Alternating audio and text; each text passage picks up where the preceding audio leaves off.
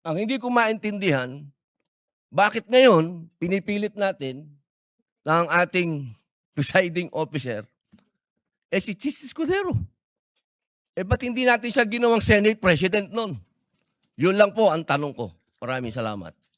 The remarks of the gentleman is noted. Senator Marcos, what is your pleasure, ma'am? Humingi po ako ng tulong sa Google kasi legal terms po ito.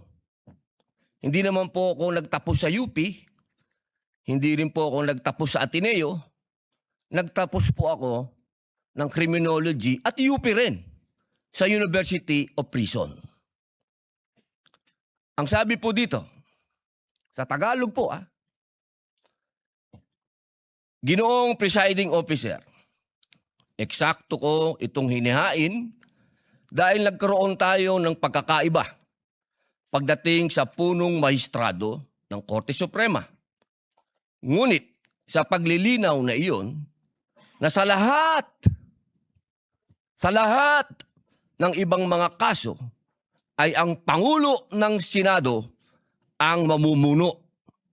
Kaya binabawi ko ang nasabing susug. Ang nagsabi po nito ay ang dating Justice Davide.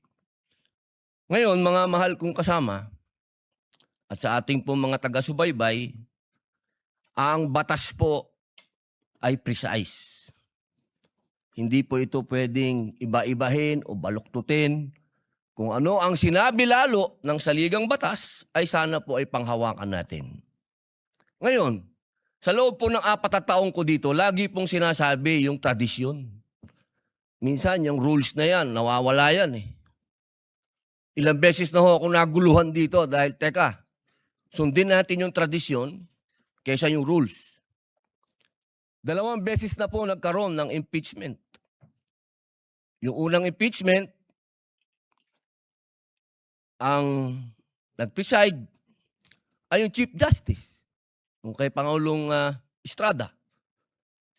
Yung sumunod po, nandito na po ako nun. Ang nag-preside ay ang mahal na Bicolanong kaibigan ko, Senador Chis Escudero. Yun po kasi yung nasasabi sa saligang batas at tradisyon. Yun na po yung nangyari. Ngayon, gusto ko pong tanungin yung mga kasama ko sa majority. Personal na tanong po ito. Nung hinihikayat po akong sumama sa majority, isa lang ang sinabi ko. Kung si Senator Chis Escudero, ang kababayan kong Bicolano, ang gagawin yung Senate President, lilipat ako sa inyo. Ang hindi ko maintindihan, bakit ngayon pinipilit natin na ang ating presiding officer, si Chis Escudero. Ba't hindi natin siya ginawang Senate President nun? Yun lang po ang tanong ko. Maraming salamat. The remarks of the gentleman is noted. Senator Marcos, what is your pleasure, ma'am?